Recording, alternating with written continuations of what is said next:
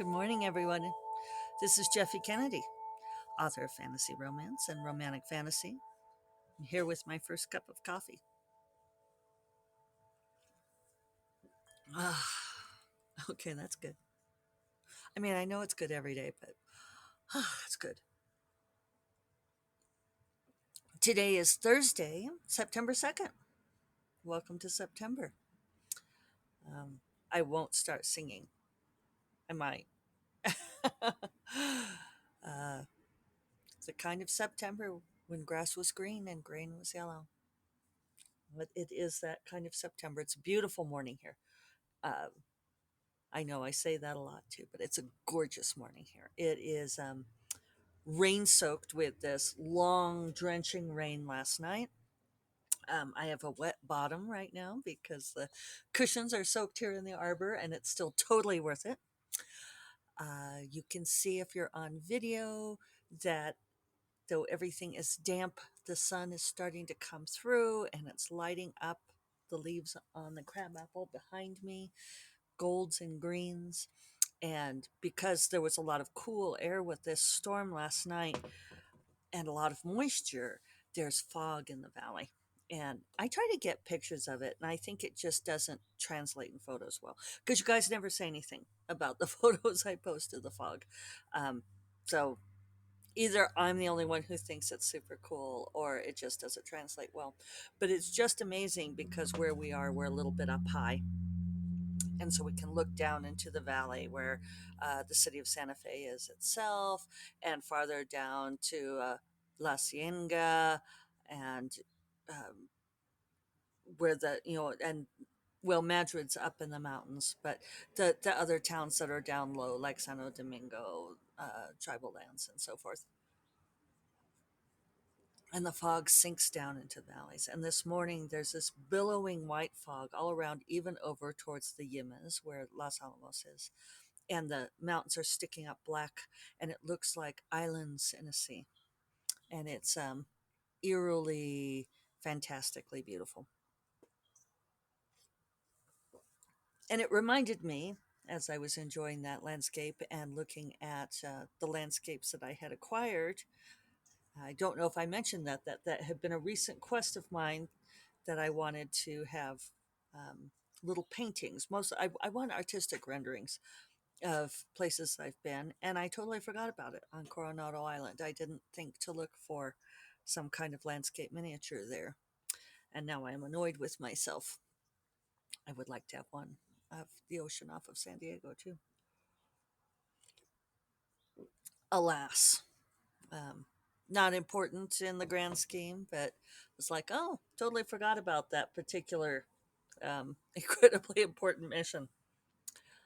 So, um, so yeah, it's just lovely here. It's been a beautiful morning, and it's only 7:30, so I did better getting up. I'm going to go to Ryder Coffee today, so I want to get a little bit of work on the book before I go. Um, the revision is going well. I'm up to, let's just see here, page 138 of my 265 so far. So that's pretty good rate for the last 3 days. Still have 23,000 words to write, but the revision has been reassuring because this, as it almost always is. I want to say always, but I'm leaving some room in case I'm wrong because it has happened. Uh, but revisions, I go back to it and the story's just inevitably in much better shape than I imagined it was.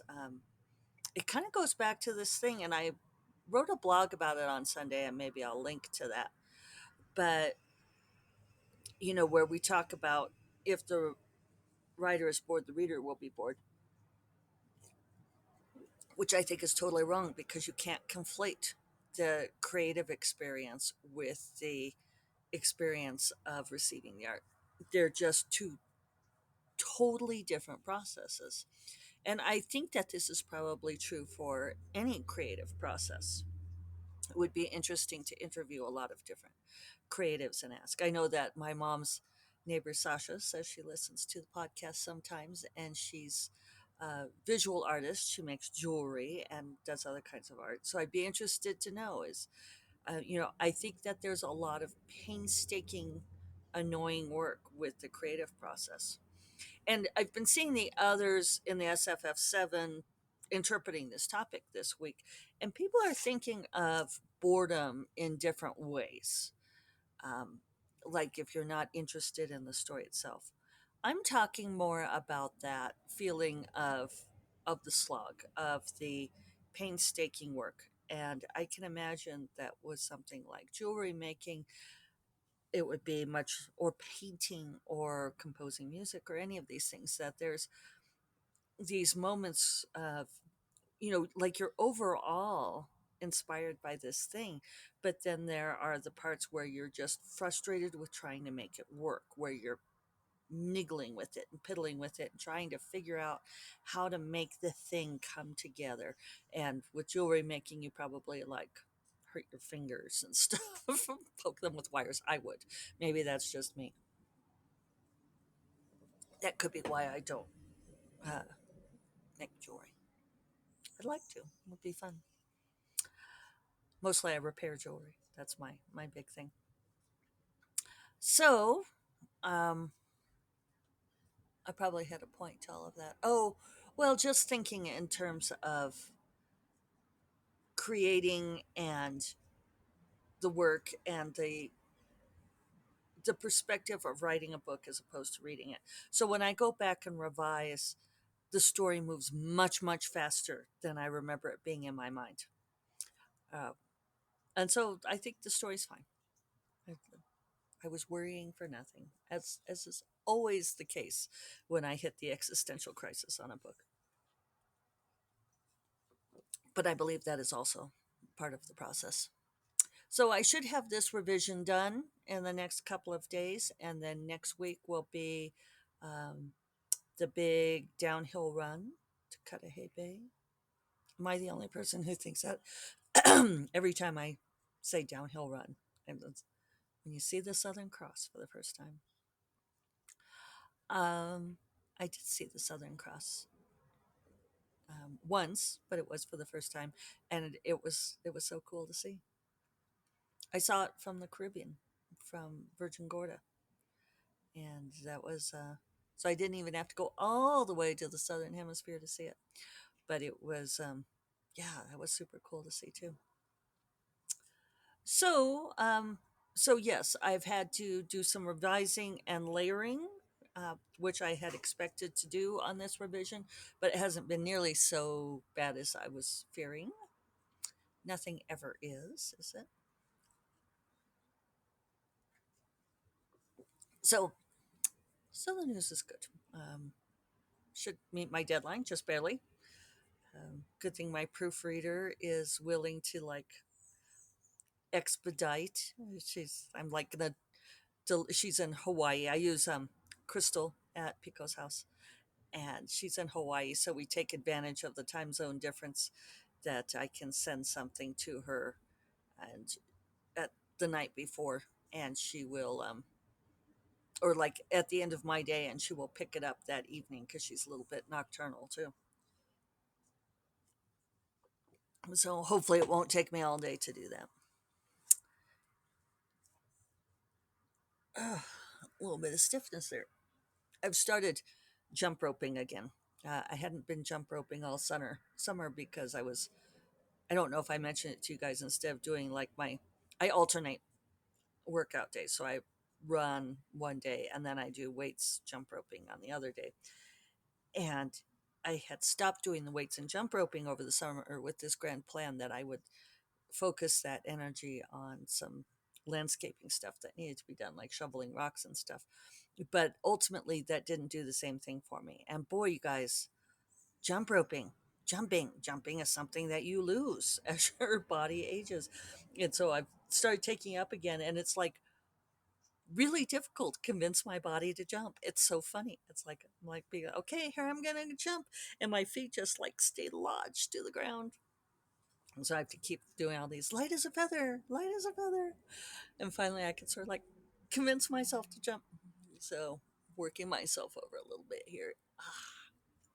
So, one thing I thought I'd been meaning to talk about for a while on my last of my little spate of notes, I was interested in all of the things you guys said about openings, and thank you for the nice thoughts on mine. I was interested that overwhelmingly people said they liked the openings for the Mark of the Tala and Dark Wizard the best, which are indeed two of my most popular books. At least as you know, I calculate by dollars earned per day and numbers sold. Um, I do the dollars per day to compensate for how long a book has been out, because obviously Dark Wizard came out this year and Mark of the Tala came out in 2014. So, you know, I have to compensate for that. But it's interesting to know. And that was very informative because there are different things about those beginnings that I can adapt. In fact, that gives me an idea. Maybe I should change. I did change a little bit on the opening of Dragon's Daughter yesterday, and I might change a little bit more. It seems to me that I did a little bit of that same thing with the Pages of the Mind opening, which has also been a popular book and award winner. For what it's worth, the award winner is interesting because it hits a certain kind of metric. So anyway, what I want to talk about, I had said that I would talk about a while back, is how to spot a vanity or scam press. And this partly came up because my darling friend Grace Draven posted um, this rant from some dude on Twitter, uh, slamming self-publishing writers, you know, and saying, and even like his something just fell over there, like out of the blue. I don't know if there's a critter over there or what. Maybe it's the ghost of the dude on Twitter. Anyway, like even his Twitter profile says, like, only traditionally published all the way. And he was like, posted some sort of rant. I can't even remember it clearly now, but you know, that was, oh, how self publishing authors are ruining the industry. And it was stupid. And I won't link to it. You could go to Grace's Facebook page if you want to read it, but it's just, I mean, there's a lot of stupidness there and probably a lot of trolling. He's attempting to elicit a reaction. But out of curiosity, I went and looked up his books. And he is published with two presses that are actually not actual traditional publishing houses. They are vanity press, scam press outfits. Um, so I don't know if he's like maybe massively into compensation at this point. We're not saying what else might be tiny and not worth discussing, but uh, it's it's doubly or triply ironic for him to be uh, making a big deal about that he's traditionally published, not even professionally, although I think he'd love to say it that way, that he's traditionally published, and that's the only way to go, when he's not only not traditionally published, but his traditional publisher is a scam outfit.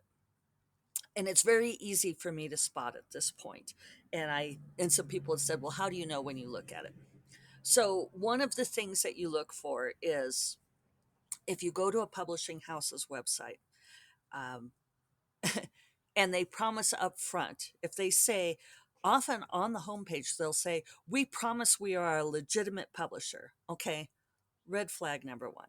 A legitimate publisher doesn't have to tell you right up front that they are a legitimate publisher. I mean, that should go without saying. So if somebody starts out, it's like those emails you get where they say, you know, I promise this is not a scam email, or the junk mail you get, you know, like the ones that are supposed to look like bills, you know, and they're like financing offers or something, and they say on the front, important information.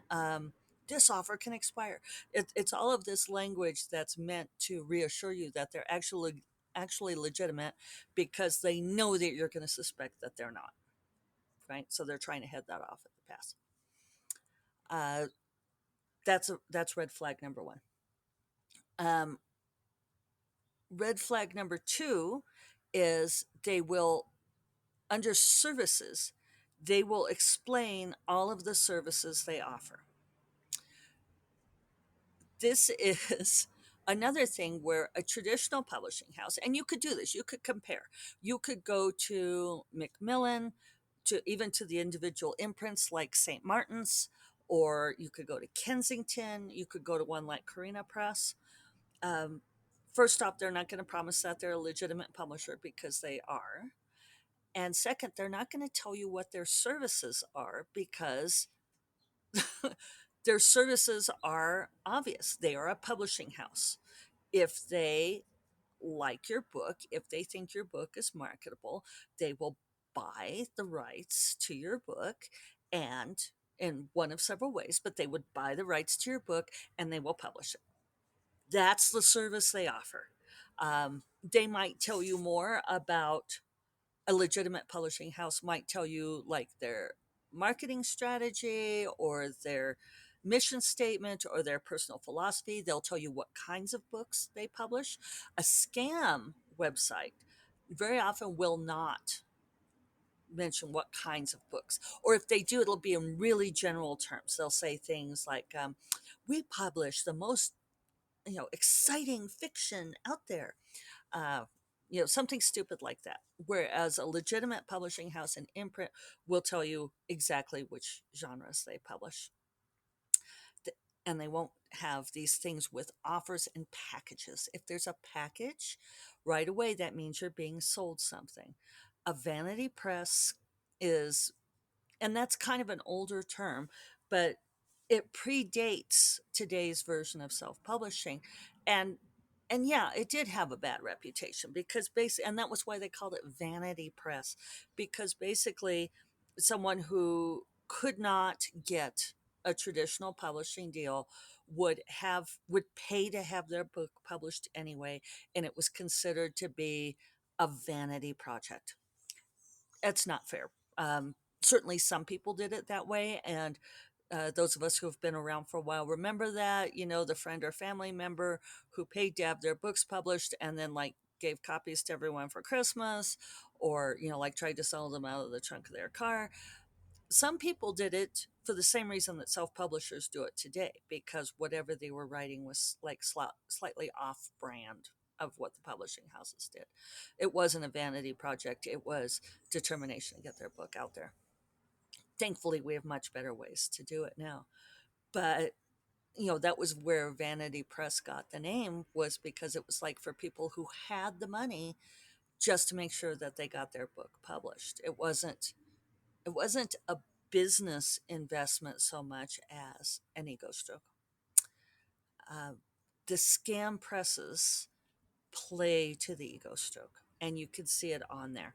And then you have guys like this dude who thinks that he can say that he's traditionally published because he basically paid someone to publish his book. That's not how it works. That's the trade-off with traditional publishing versus self-publishing, is that traditional publishing does all of the financial investment for you. You do not pay them, ever, ever, ever. You do not pay them to publish your book. They take a piece of what your book earns. They might give you money up front, or they might not. You might get an advance, you might not. They will take a percentage of royalties or not. There's kind of one that they're sliding under the wire with, or trying to, and like they've been trying to convince SIFWA to approve them, uh, which we haven't, because this is kind of a new trick where they say that they'll pay royalties to the author, but only after the book has recouped all of the money that they put into it. That's not how it works, people. That's their business investment. They put the money into it. You should be receiving a royalty on your book from the beginning. If you got an advance, if you got money up front, then the royalties your book earns goes to paying off that advance. It's basically a loan in a way. And only when you've paid out that advance do they start giving you money again. But no, no, no, they don't make you pay for their financial investment. That's the big difference. Um, and for the trade-off with traditional publisher, because they do all of the financial investing for you, you don't have control of a lot of it. They choose the cover, they do the marketing. um, you get to weigh in on those things more or less depending on the house, depending on your editor and your publishing team. But it becomes their product to sell. In self-publishing you can control all those things, but the financial investing is entirely up to you. A scam website or vanity press will make it look like they'll like say all these things like that you have control of everything, but you have to give them money. Just there's no reason to do it. Don't do it. It's not fooling anyone, Twitter dude, and it's just a bad rap all around because they don't actually care about publishing your book. They just care about getting your money. And on that note, I will remind you that First Cup of Coffee is part of the Frolic Media Podcast Network, and you will find more podcasts that you love at frolic.media/podcasts. And I will talk to you all tomorrow. Take care. Bye bye.